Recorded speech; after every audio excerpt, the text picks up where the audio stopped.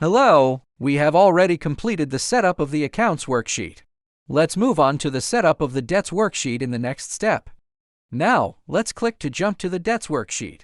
In the Pro version, the debts worksheet works in tandem with the Payoff calculator worksheet to offer you a detailed repayment plan. First, let's get to know the functional settings of these two worksheets. First of all, it's the debts planner worksheet. You can see that this part is the summary area of the worksheet, and also the starting month of loan repayment, the loan repayment strategy, and the input area for the total monthly repayment amount. The table part below is for entering the detailed information of each loan. All the input areas in our system are light green cells. The upper right part is a trend chart of the loan balance changes within a 2-year period. The middle part of the table calculates the priority ranking of each loan based on the entered loan information, and also the percentage of the loan that has been repaid. The loan status, the minimum monthly repayment amount, the monthly repayment amount of the fixed-term loan obtained through calculation, and then the current remaining principal, the next repayment date, and the recommended monthly repayment amount. The area on the right side is the monthly debt repayment amount obtained from the transaction worksheet.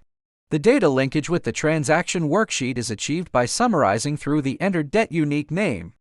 The debt name will be synchronized to the unique name column in the transaction worksheet. When the transaction type is debt and saving, the drop-down menu of the unique name will display the debt name and saving name you've set. The area on the far right side obtain the repayment data from transaction and payoff calculator and conduct a consistency comparison. Now, let's introduce the functional settings of the payoff calculator worksheet. This area will synchronously obtain the debt information you've set in the debts worksheet. The calculator will sort according to the priority of each debt. Below is the summary information calculated automatically. This part is for you to adjust the total monthly repayment amount according to the actual situation.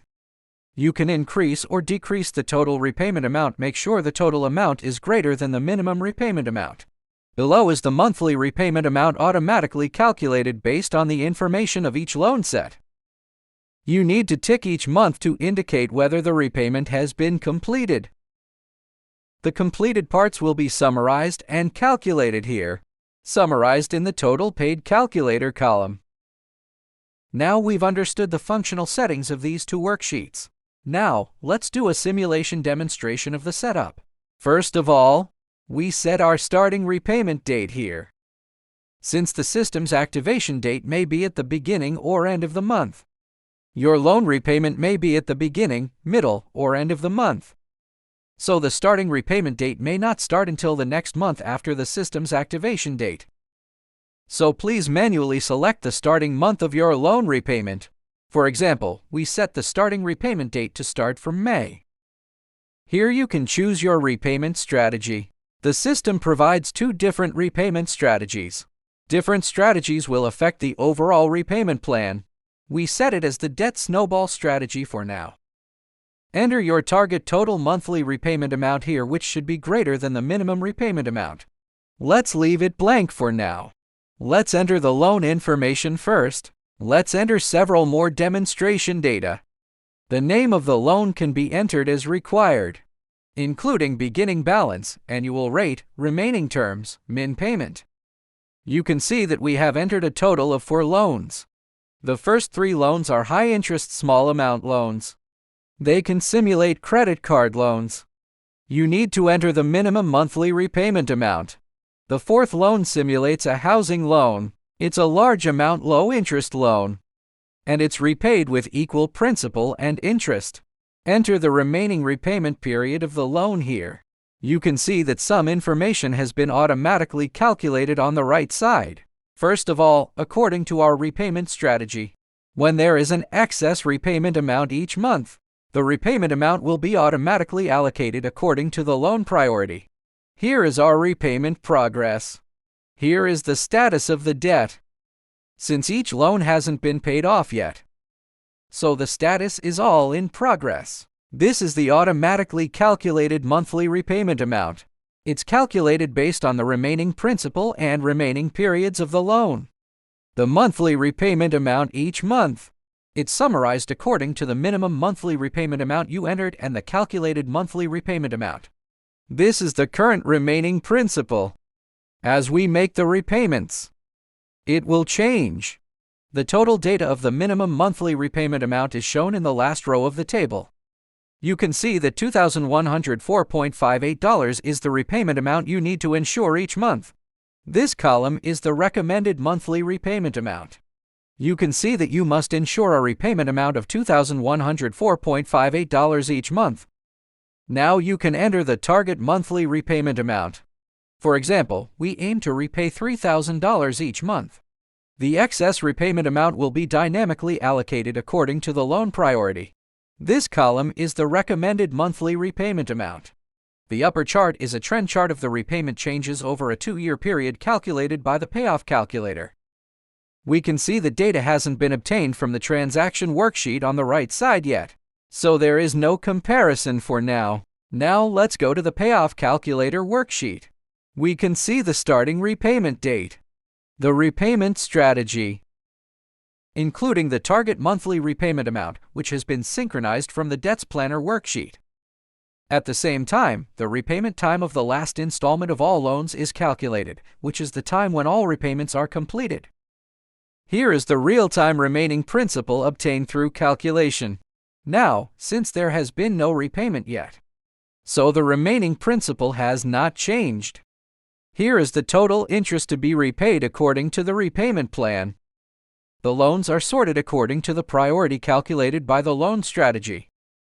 Below is the repayment amount and remaining principal for each period of each loan calculated according to the repayment strategy and interest rate.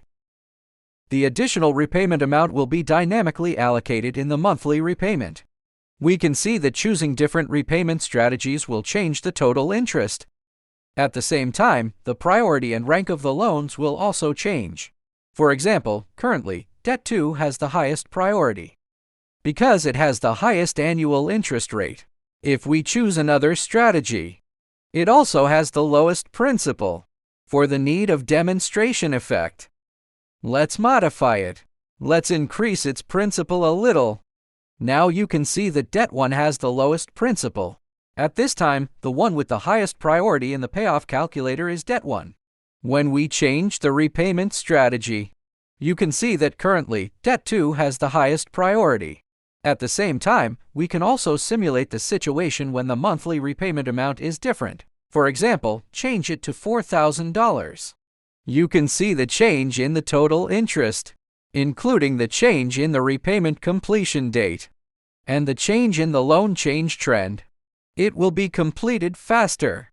At the same time, in the Payoff calculator, when one of our loans has been paid off, for example, we check off the completion mark of a certain loan. We have set a repayment progress bar here. Now it shows 100%. At the same time, the check column of the completion mark will turn light yellow. At the same time, the words "Congratulations, it's done" will appear above. To sum up, we have set a total of 4 loans now. The system supports a maximum of 30 loans. When we have set up the loan information, we will see the recommended monthly repayment amount. At this time, we need to enter the data in the transaction worksheet. For example, we change the repayment strategy back to the debt snowball again.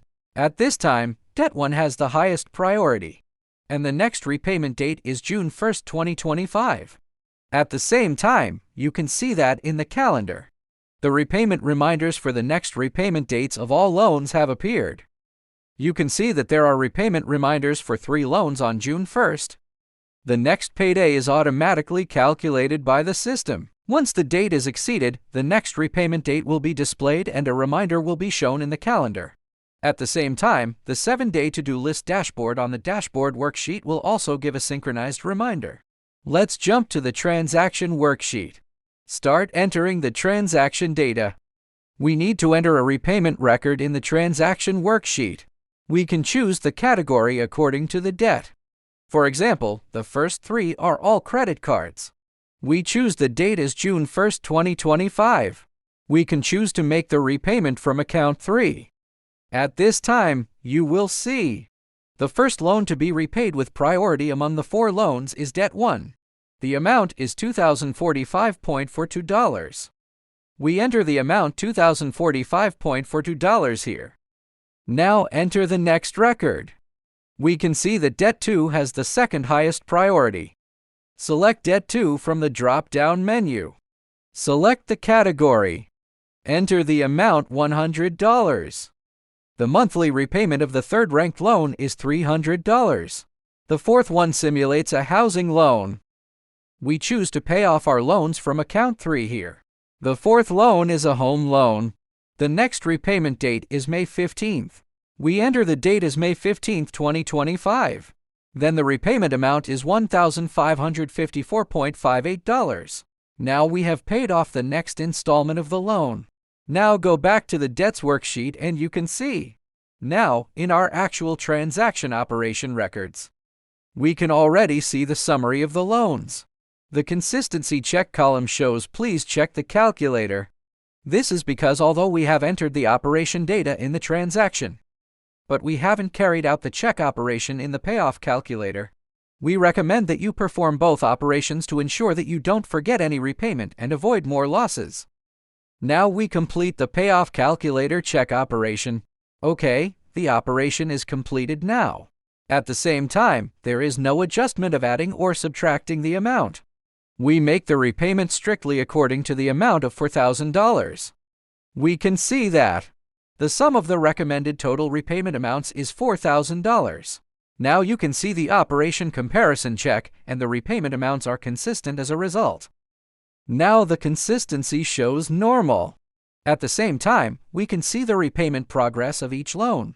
A negative repayment progress indicates that the minimum repayment amount is less than the monthly interest paid. It is necessary to increase the minimum monthly repayment amount of this loan. At the same time, if our repayment strategy is different, we can see that while keeping the monthly repayment amount of $4,000 unchanged, the monthly repayment amount of each loan has changed. The excess repayment amount will be used to repay the loan of debt to first.